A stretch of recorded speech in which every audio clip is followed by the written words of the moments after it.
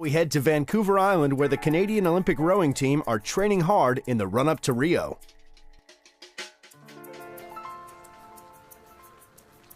Tiny details in rowing are huge. We're always trying to find that extra little fraction or that extra percent. It can be the difference between qualifying for the Olympics or not qualifying. You can have all the strength in the world, but if the timing is off, if that precision of the stroke is off, you're going to lose.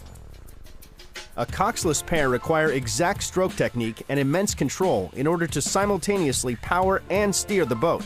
In a sport where a race is won or lost in milliseconds, attention to detail is paramount.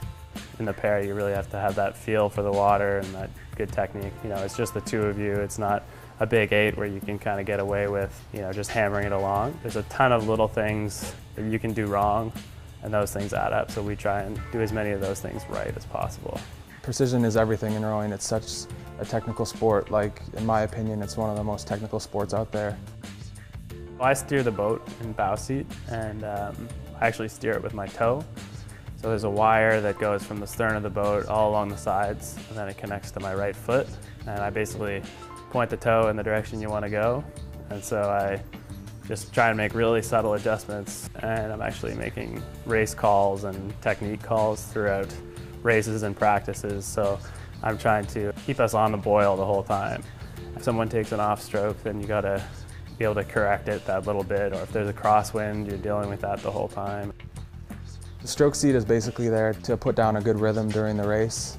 You want that guy to be as smooth as possible, good technique, basically sets down the rhythm for the crew, something that the bowman can follow pretty easily.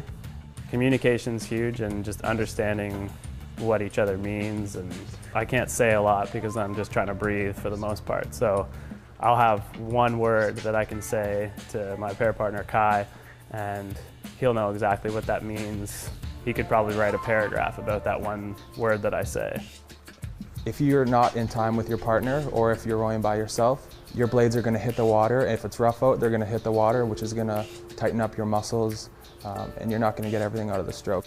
You can be as big and as strong as anything, but if you don't have the right timing, the right technical aspects of the stroke, you're not going to go fast. So technique is something we work on pretty much every single day.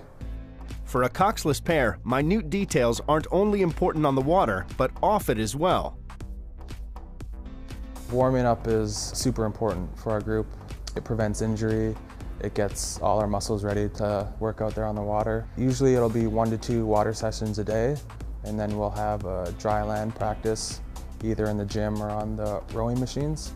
The most important muscle groups are definitely the legs. You're always pushing with the legs. Everyone always asks, like, oh, you guys must have really strong arms, but the arms are just kind of hanging off the oar, and everything's driving through the legs and the core. There's a certain aspect of fitness and how strong you are, but yeah, basically, if you're rowing clean and you're rowing well and in time, you're going to go fast. Alongside technique and fitness, a rower's equipment must also be the very best. Just like any other sport, like cycling or anything like that, we want the boat to be as aerodynamic as possible. So it obviously has to be wider in the middle for us to be able to fit in it. And then at the stern and the bow, it kind of comes into like a little skinnier shape. The technical element of rowing a boat that's, less than 2 feet wide, keeping that balance and moving together when you're trying to take, 35 strokes a minute up to 40 strokes a minute, your heart rate's, 190. It gets pretty technical for sure.